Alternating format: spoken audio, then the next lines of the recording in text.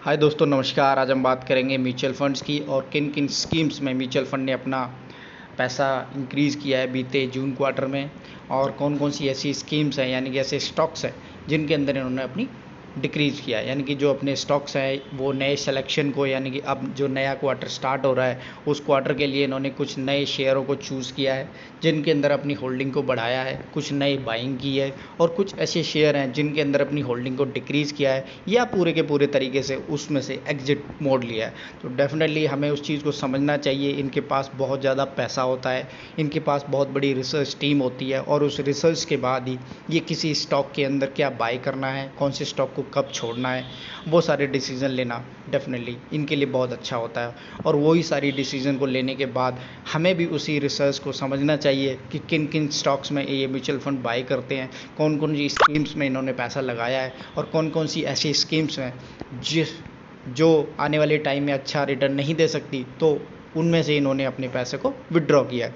तो ये समझने वाली ईजिली सी बात है कि मार्केट के अंदर काफ़ी सारी रिसर्च टीम्स होती है और म्यूचुअल फंड्स के बाद बहुत ज़्यादा पैसा होता है। तो ऐसी स्थिति में आपको ये समझना चाहिए कि हमेशा आगे वाले रिटर्न के लिए ही ये म्यूचुअल फंड टीम जो होती है, इनकी रिसर्च टीम होती है, वो पैसा लगाती है, और उसी हिसाब से हमें उन सबको समझना चाहिए, उसी हिसाब से हमें भी उन स्टॉक्स में पैसा लगाना चाहिए। तो आइए बात करते हैं कुछ ऐसे स्टॉक्स कि किन किन स्टॉक्स में इन्होंने अपनी होल्डिंग को बढ़ाया है। तो आज हम बात करेंगे कुछ ऐसे स्टॉक, मिड कैप स्टॉक, यानी कि टोटल 10 स्टॉक्स हैं जिनके अंदर म्यूचुअल फंड ने अपनी बाइंग को इंक्रीज़ किया है, और आने वाले टाइम के लिए उन्होंने यह समझा है, यानी कि उनकी रिसर्च ये कहती है कि इनके अंदर बहुत अच्छा पोटेंशियल है और आगे आने टाइम में इनके अंदर अच्छा रिटर्न दे सकते हैं। तो ये स्टॉक्स हैं जिनके अंदर श्रीराम ट्रांसपोर्ट फाइनेंस कॉरपोरेशन है, यानी कि क्योंकि जो इसका बिजनेस हुआ अभी डाउन था, क्योंकि लॉकडाउन की वजह से कोई भी ट्रांसपोर्ट कॉरपोरेशन या ट्रांसपोर्ट के बिजनेस नहीं हो रहे थे, और अब क्योंकि लॉकडाउन खुल गया है तो उसके बाद से जो फाइनेंस के काम है वो स्टार्ट हो जाएंगे, लोग गाड़ियाँ वगैरह लेना स्टार्ट कर देंगे। तो एक बहुत अच्छी बाइंग अपॉर्चुनिटी ये म्यूचुअल फंड ने देखी और श्रीराम ट्रांसपोर्ट कॉरपोरेशन को, और उसके अंदर जो अभी इन्होंने जो अपनी टोटल शेयर हैं वो 1.3 करोड़ है। ये करोड़ में वैल्यू है जिसमें आप देख सकते हैं, यानी कि जो करोड़ की वैल्यू है उसको आप ध्यान रखना है कि इनके अंदर जो इन्होंने बाइंग करी है वो काफ़ी अच्छी खासी करी है। 1.3 करोड़ की इन्होंने बाइंग की है, और उसके बाद जो मार्केट की जो वैल्यू है वो लगभग 1721 करोड़ इन्होंने इस सेगमेंट के अंदर, यानी कि ये काफ़ी सारे म्यूचुअल फंड्स होते हैं जो ये डिसीजन लेते हैं, तो काफ़ी सारी इनमें से लगभग 58 ऐसी स्कीम्स हैं, यानी कि एक अकेले म्यूचुअल फंड ने बाइंग नहीं करी है, लगभग 58 स्कीम्स ने श्रीराम ट्रांसपोर्ट फाइनेंस कॉरपोरेशन के अंदर बाइंग की है इस बीते क्वार्टर में। और ये बहुत अच्छी समझने वाली बात है कि हमें इस चीज़ को भी ध्यान में रखना चाहिए। इसके बाद हम बात करते हैं इंडियन बैंक की। इंडियन बैंक भी इस बीते क्वार्टर में एक बहुत ही पसंदीदा चॉइस रहा है, और लगभग 5.7 करोड़ शेयर की इसके अंदर म्यूचुअल फंड ने बाइंग की है, और उसकी जो टोटल कैपिटल है वो है 826 करोड़। तो ये भी बहुत समझने वाली चीज़ होगी कि म्यूचुअल फंड जो पैसा लगा रहे हैं ना, वो काफ़ी दब के पैसा लगा रहे हैं। उसका रीज़न ये है क्योंकि काफ़ी टाइम से जो मार्केट थी वो इतनी डाउन थी, उसके बाद से अब जो बूम आना स्टार्ट हुआ है, तो उस हिसाब से ये लोग समझते हैं कि जो इनकी रिसर्च टीम है वो आने वाले टाइम में इसके अंदर काफ़ी सारे पोटेंशियल को समझती है। तो ये शेयर्स हैं। उसके बाद हम बात करेंगे टीवीएस मोटर्स की, क्योंकि ये भी एक मोटर्स, यानी कि पहला वाला जो शेयर था वो भी ऑटो सेक्टर से था, दूसरा भी ऑटो सेक्टर से है, एंड देन थर्ड जो हम बात करेंगे वो है जीआर इंफ्रा प्रोजेक्ट्स की, यानी कि जीआर इंफ्रास्ट्रक्चर के अंदर भी काफ़ी सारी स्कीम्स ने पैसा लगाया है, और लगभग 15 स्कीम्स ने इसके अंदर बाइंग की है।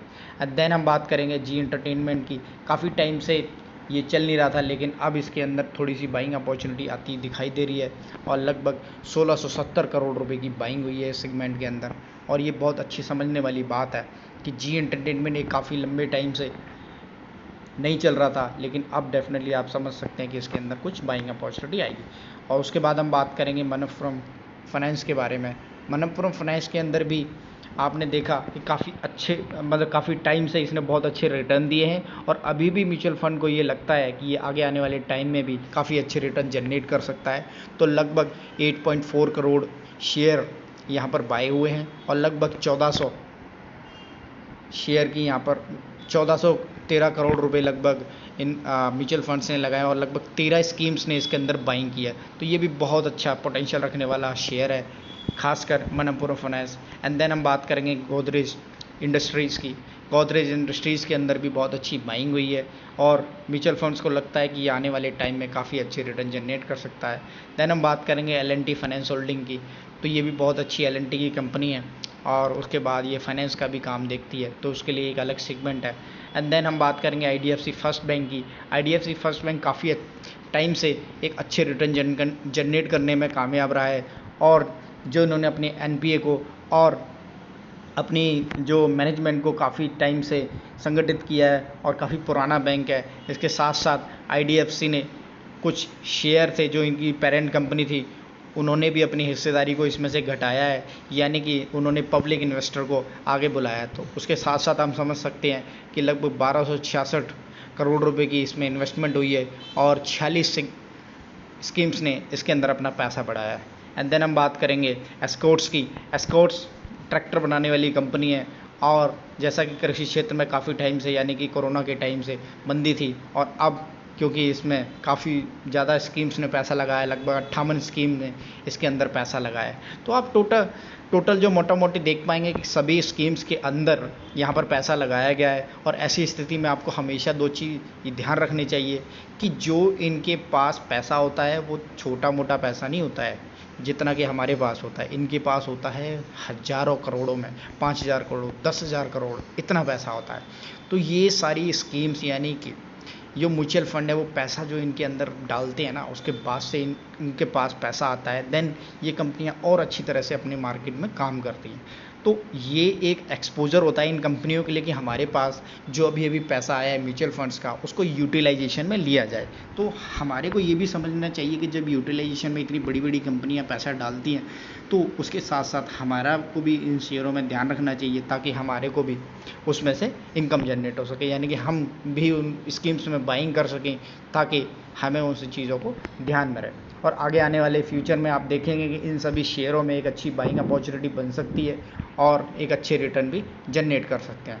तो उसके बाद हम बात करेंगे कुछ ऐसे शेयर कि किन ऐसी स्कीम्स के अंदर म्यूचुअल फंड्स ने अपनी होल्डिंग को घटाया है, क्योंकि ये बात भी ध्यान देनी जरूरी है कि किसके अंदर घटाया है और किसके अंदर बढ़ाया है। उसका रीज़न ये होता है कि कहीं हम कोई शेयर लेके बैठे हुए हैं और वो भाग ही नहीं रहा, तो उसका रीज़न कई जगह ये होता है कि काफ़ी सारी म्यूचुअल फंड्स ने अपनी होल्डिंग को उसमें से घटाया होता है। जैसा कि मैं अब आगे आने वाली कवरेज में ये बताऊंगा कि आप देख सकें कि अडानी की बहुत सारे शेयरों में और बहुत सारी म्यूचुअल फंड स्कीम्स ने इतना ज़्यादा पैसा घटाया है कि आप बिलीव नहीं कर पाएंगे। तो सेम और आज की डेट में आप देख सकते हैं कि अडानी की जो खबर आई थी उसके बाद से उसके सभी शेयरों में डिक्लाइन आया है और डिक्लाइन की वजह के बाद ही ये म्यूचुअल फंड डिसीजन लेते हैं कि उन्होंने वहाँ से एग्जिट लेना ज़्यादा मुनासिब समझा। उसका रीज़न ये होता है कि इनके अंदर कोई ज़्यादा फ्यूचर दिखाई नहीं दे रहा है।